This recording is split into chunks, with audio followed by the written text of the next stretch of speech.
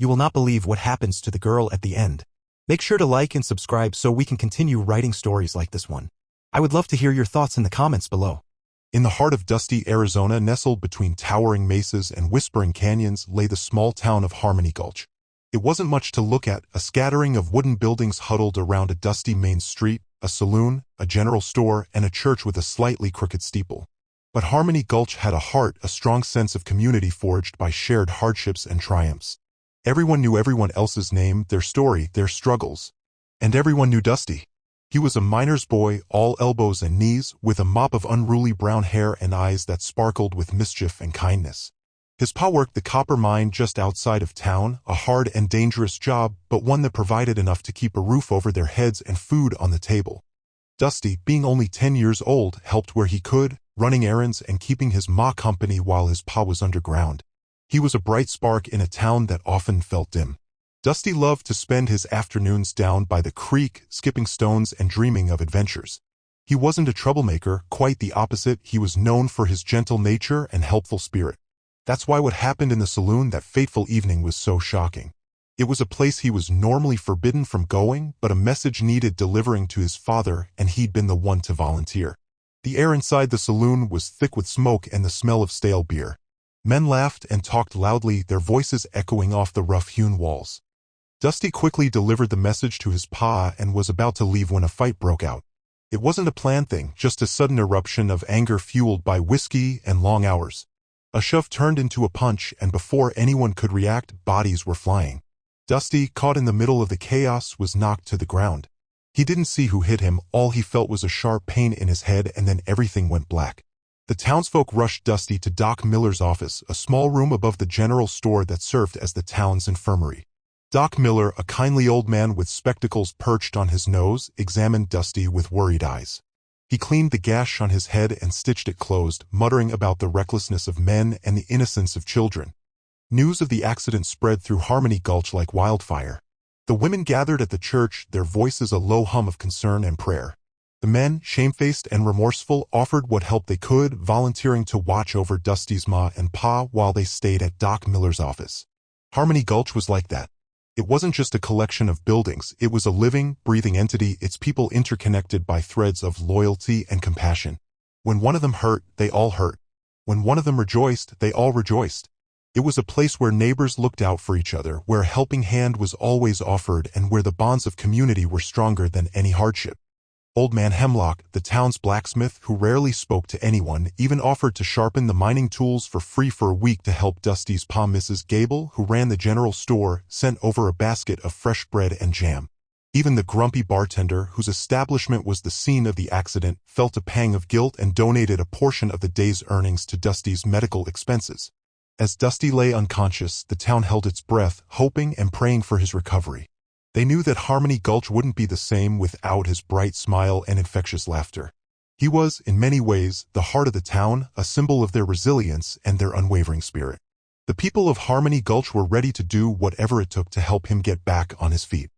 While the town watched over Dusty, another figure loomed large in the unfolding drama, Jedediah "Jed" Stone, the rancher. Jed wasn't born in Harmony Gulch, but he'd been there long enough to be considered one of their own. He owned a small ranch just outside of town, a patch of green amidst the arid landscape where he raised cattle and horses. Jed was a man of few words, but his actions spoke volumes. He was known for his quiet generosity, always ready to lend a hand to a neighbor in need. Whether it was helping with a broken fence, tending to a sick animal, or simply offering a comforting word, Jed was always there. He was a pillar of the community, respected and admired by all. But Jed's true passion lay with his horses. He had a way with them, a gentle touch and an understanding that seemed almost magical. He could tame the wildest Mustang and coax the most stubborn mule. His ranch was filled with beautiful creatures, each one carefully chosen and lovingly cared for. Among all his horses, however, one stood out, Lightning. Lightning was a magnificent colt, a descendant of a legendary racehorse. He was jet black, with a white star on his forehead and eyes that gleamed with intelligence and fire. Jed had raised Lightning from a foal, and the two shared a bond that was deeper than words could express. Lightning was more than just a horse to Jed, he was a companion, a friend, and a symbol of hope for the future. Everyone in Harmony Gulch knew how much Jed loved that horse. Lightning was his pride and joy, the culmination of years of hard work and dedication. He represented everything that Jed held dear: freedom, strength, and the unwavering spirit of the West. The investigation into the saloon brawl was swift. Sheriff Brody, a fair but firm man, interviewed everyone who had been present. It quickly became clear that the fight was a senseless accident, a chain of unfortunate events sparked by too much whiskey and too little common sense. No one had intentionally targeted Dusty, he had simply been in the wrong place at the wrong time. However, accidents, even unintentional ones, had consequences.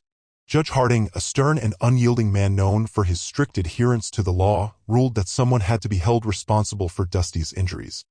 He declared that the men involved in the fight would be fined and the money would go towards covering Dusty's medical bills. The problem was, the men involved were mostly miners and cowboys, men who lived hand-to-mouth and barely scraped by as it was. They pulled their meager savings, but it wasn't nearly enough to cover the mounting expenses. Doc Miller, bless his heart, had offered his services for free, but medicine and bandages still cost money. The judge, unmoved by their pleas of poverty, insisted that the fine be paid in full. He argued that the law was the law and justice had to be served. He gave them a week to come up with the remaining sum or face the consequences. A heavy silence fell over Harmony Gulch. Everyone knew that the miners and cowboys didn't have the money. And everyone knew what that meant for Dusty.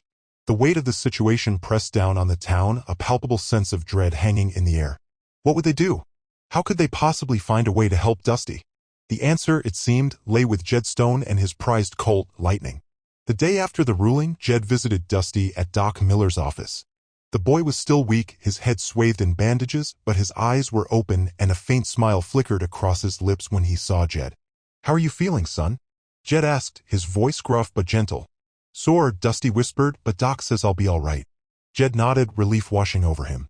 He couldn't imagine Harmony Gulch without Dusty's laughter.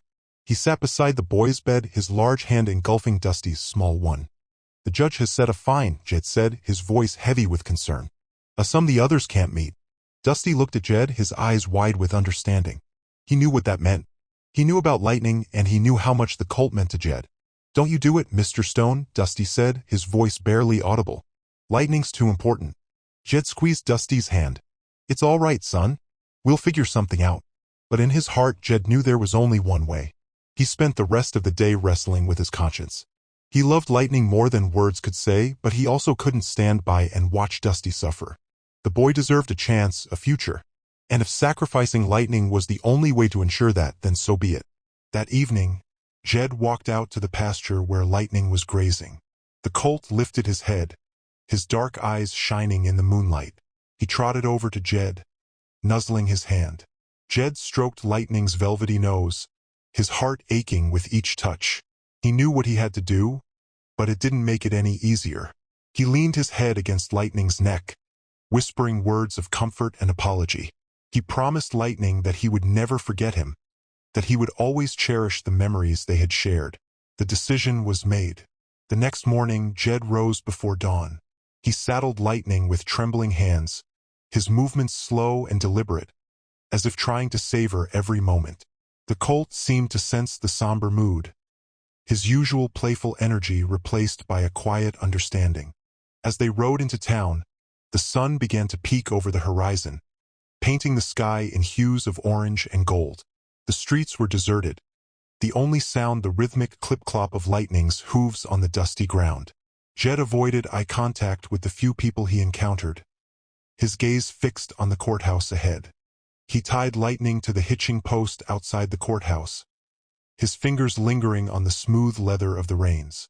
He took a deep breath and walked inside, his boots echoing in the silent hallway. Sheriff Brody was waiting for him, his face etched with sadness. He knew what Jed was about to do, and he couldn't bear to witness it. "Jed," the sheriff said, his voice low, "you don't have to do this." "I know," Jed replied, his voice firm despite the ache in his heart. "But I have to." He walked over to Judge Harding's office, his steps heavy with resignation. The judge sat behind his large desk, his expression unreadable. "I understand you've come to pay the fine, Mr. Stone," the judge said, his voice cold and impersonal. "I have," Jed replied, his gaze unwavering. "I'm paying it with Lightning." The judge's eyes flickered with surprise, but he quickly regained his composure. "Lightning? Your Colt?" "He's all I have that's worth enough," Jed said, his voice barely a whisper. "He's worth more than any money." The judge hesitated for a moment, then nodded. Very well. Sheriff Brody will handle the transfer. Jed turned and walked out of the office, his heart feeling like a lead weight in his chest. He had done what he had to do, but the cost was almost unbearable. Outside the courthouse, Sheriff Brody approached Lightning, his hand outstretched. The Colt, usually skittish around strangers, stood calmly, sensing the sheriff's gentle nature. Brody stroked Lightning's mane, his eyes filled with a mixture of admiration and sorrow. Jed watched from a distance, his heart breaking with every passing second. He knew he had to leave, that he couldn't bear to witness the final separation. He turned and walked away, his shoulders slumped, his steps slow and unsteady. As he walked, he remembered the day he had first seen Lightning, a tiny foal with wobbly legs, struggling to keep up with his mother. He remembered the hours he had spent training him, teaching him to trust, to obey, to run like the wind. He remembered the joy he had felt watching Lightning grow into a magnificent animal, a symbol of hope and promise. Now, all those memories were tinged with sadness, overshadowed by the pain of loss. He knew that Lightning would be well cared for, that Sheriff Brody would ensure he found a good home. But it wouldn't be the same. Lightning wouldn't be his anymore. Back at the courthouse, Sheriff Brody led Lightning into the sheriff's office, his heart heavy.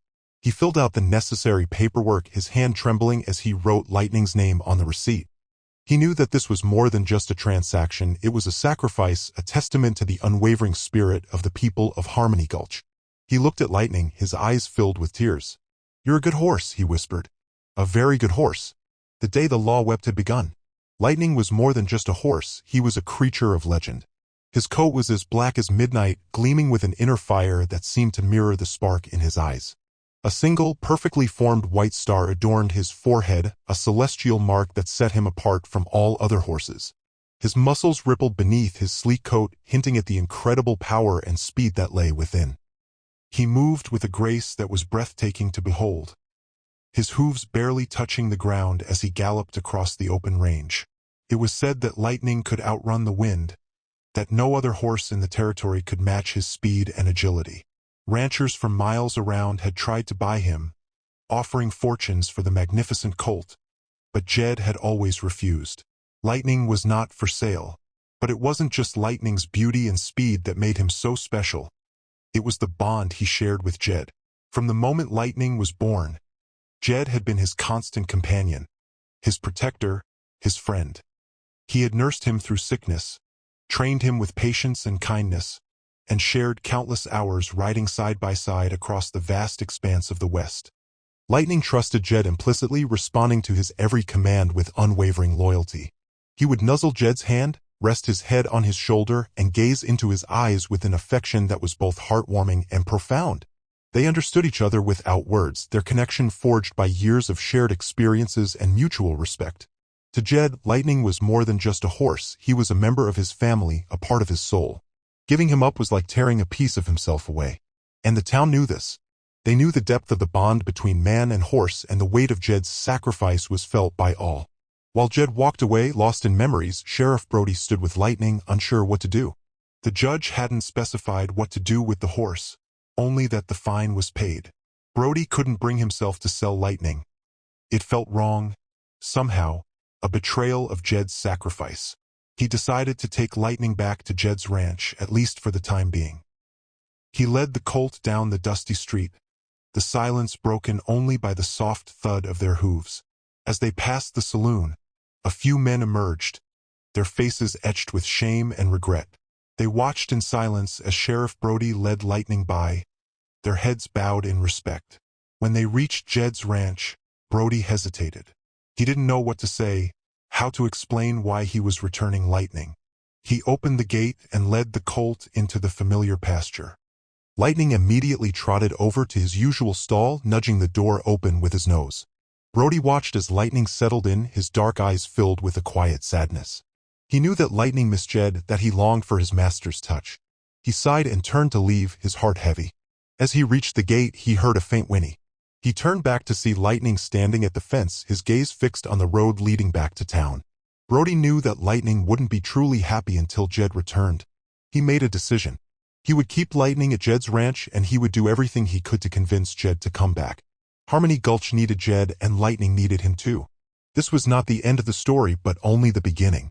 The law might have been satisfied, but justice, true justice, had yet to be served. Sheriff Brody knew Jed better than most. He'd seen Jed help countless neighbors, never asking for anything in return. He knew about Lightning, how Jed had poured his heart and soul into raising the Colt. He understood the magnitude of Jed's sacrifice, and it weighed heavily on him. Back in his office, Brody stared at the receipt for Lightning, the black ink a stark reminder of the price that had been paid.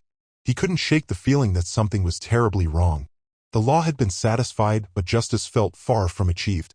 He sat down and began to write a letter, his pen scratching across the paper. He wrote to a friend in the neighboring town, a horse trader known for his honesty and fairness. He described Lightning in detail, emphasizing his exceptional qualities and his impeccable bloodline. He asked his friend to find Lightning a good home, a place where he would be appreciated and well cared for. But he also made one request, that the price be kept secret and that the money be held in trust for Jed. Brody knew that Jed would never accept charity, but he hoped that someday, when the pain had eased, Jed might be persuaded to use the money to buy back his ranch or perhaps start a new life somewhere else. He sealed the letter and addressed it, his heart filled with a mixture of hope and sadness. He then walked over to Doc Miller's office to check on Dusty. The boy was still weak, but he was sitting up in bed, a faint smile on his face. "How are you feeling, Dusty?" Brody asked. "Better, Sheriff," Dusty replied. "Doc says I'll be good as new in a few weeks." "That's good to hear," Brody said, forcing a smile. He knew that Dusty didn't yet know about Jed's sacrifice. He wondered how the boy would react when he found out. The weight of the secret pressed down on him, another burden to bear. News of Jed's sacrifice spread quickly through Harmony Gulch. At first, there was disbelief. Then a wave of sorrow washed over the town. The miners and cowboys, the very men whose actions had led to Dusty's injury, felt the weight of their guilt tenfold. They had inadvertently caused Jed, a man who had always been there for them, to lose everything. The women of Harmony Gulch, known for their resourcefulness and compassion, began to organize. They baked pies and bread, knitted blankets, and sewed clothes, all to be given to Jed. They knew that no amount of material goods could ever replace Lightning, but they wanted to show Jed that he wasn't alone, that the town stood behind him. The men, too, were determined to help. They gathered at the saloon, not to drink and brawl, but to discuss how they could repay Jed's kindness. They decided to pool their resources and buy Jed a new horse, not as magnificent as Lightning, perhaps, but a good, sturdy animal that could help him work his ranch. Even Judge Harding, a man not known for his sentimentality, was affected by Jed's sacrifice. He began to question whether the law, in its rigid application, had truly served justice. He visited Dusty at Doc Miller's office, bringing him a book of adventure stories, his gruff exterior softened by a hint of remorse. As for Jed, he remained secluded on his ranch, tending to his cattle and trying to come to terms with his loss. He missed Lightning terribly, the Colt's absence a constant ache in his heart. He knew that the town was trying to help, but he couldn't bring himself to accept their charity. He needed time to heal, to find a way to move forward. But deep down, he knew that Harmony Gulch wouldn't let him grieve alone. They were a community bound together by shared hardships and unwavering loyalty, and they would stand by him no matter what. The day the law wept was far from over. Weeks turned into months. Dusty recovered fully, his bright spirit undimmed by his ordeal. He learned about Jed's sacrifice from his pa, his eyes filling with tears. He understood the depth of Jed's generosity, and he vowed to repay him someday. Sheriff Brody kept a watchful eye on Jed, visiting him regularly, offering words of encouragement and support. He never mentioned Lightning, knowing that the wound was still too fresh. He simply helped Jed with his chores, mending fences, tending to the cattle, and reminding him that he wasn't alone. The new horse that the town had bought for Jed proved to be a reliable and hard-working animal. Jed appreciated the gesture, but he couldn't bring himself to truly connect with the horse. He missed Lightning too much. One sunny afternoon, Dusty walked out to Jed's ranch, a small package in his hand. He found Jed mending a fence, his face etched with a quiet sadness. "Mr. Stone," Dusty said, his voice hesitant. Jed looked up, a faint smile appearing on his face. "Dusty, how are you feeling, son?" "I'm fine, Mr. Stone," Dusty replied. "Pa told me what you did, about Lightning." Jed's face clouded over. "It's all right, Dusty. It was the right thing to do." "But it wasn't fair, Mr. Stone," Dusty said, his voice filled with emotion. "You shouldn't have had to give up Lightning." He handed Jed the package. "The women of Harmony Gulch made this for you. It's not much, but it's from all of us." Jed opened the package, revealing a beautifully hand-stitched quilt, each square depicting a scene from Harmony Gulch, the church, the saloon, the general store, and, in the center, a picture of Lightning, his black coat gleaming in the sun. Jed's eyes filled with tears. He looked at Dusty, his heart overflowing with gratitude. He realized that he wasn't alone, that the people of Harmony Gulch were his family, and that their love and support would help him heal. The day the law wept was slowly giving way to a new dawn. The next morning, Sheriff Brody arrived at Jed's ranch leading a familiar figure.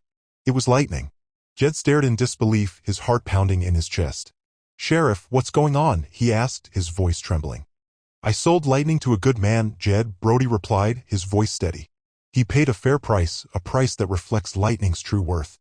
He handed Jed a thick envelope. "This is the money, Jed. It's yours." Jed stared at the envelope, then back at Lightning.